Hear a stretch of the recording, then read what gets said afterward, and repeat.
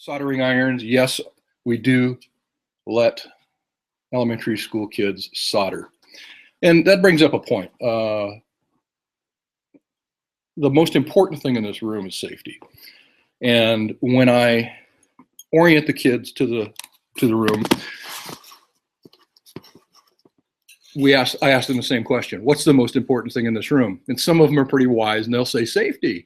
And I'll say, no, the most important thing in this room are you and me.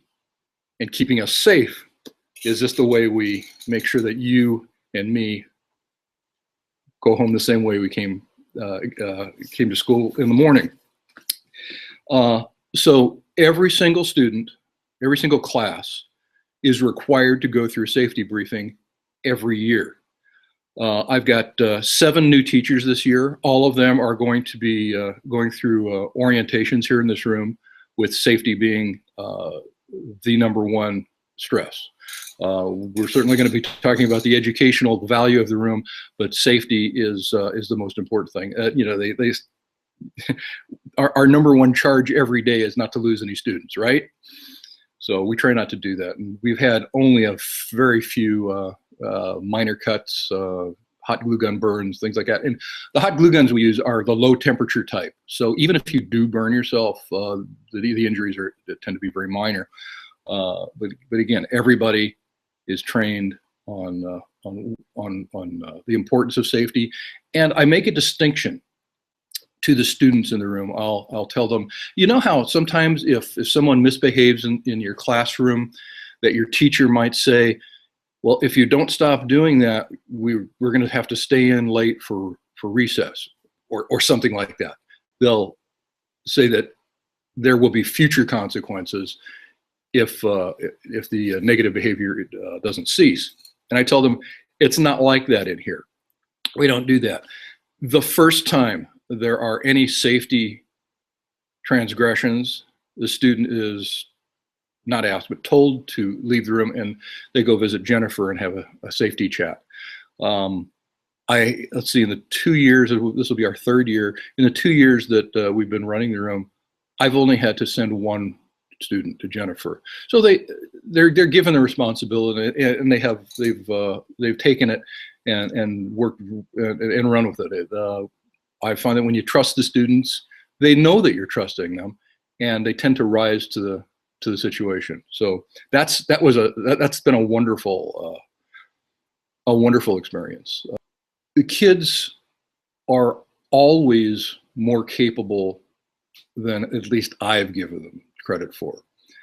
So let's see, do you think that they can do such and whatever it is? They're always like 3 levels higher than that. When we were planning Create, and okay, I went to the kindergarten, 1st, 2nd grade teachers and said, okay, what tools do we think will be appropriate for what grade level?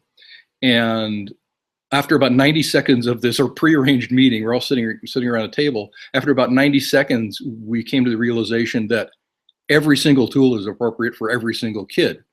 The only difference is how they're going to be able to use them. For example, probably the most immediately dangerous thing I have in this room would be an electric circular saw. That's kept locked up. And when the students do use it, you're going to use it with my hands on top of their hands. So, and that's K through 5. That particular tool is treated with the utmost respect.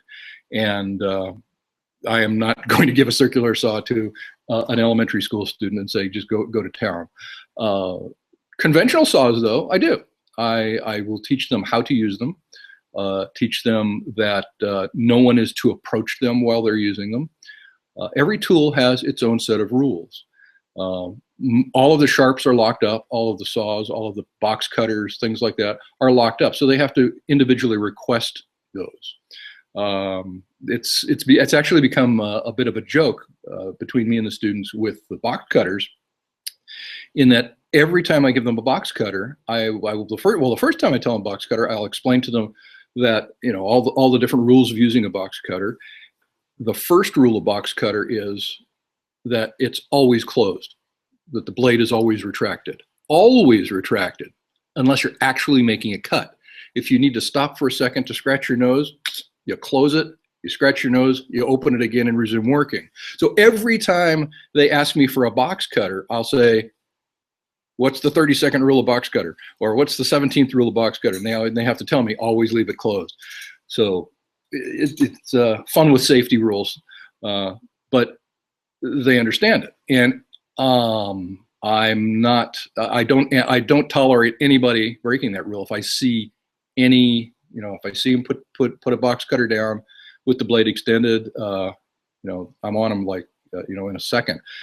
That particular rule is because when you put a box cutter down, sure as shooting, someone else is going to need a box cutter and they're going to grab it by the wrong end. And I demonstrate that.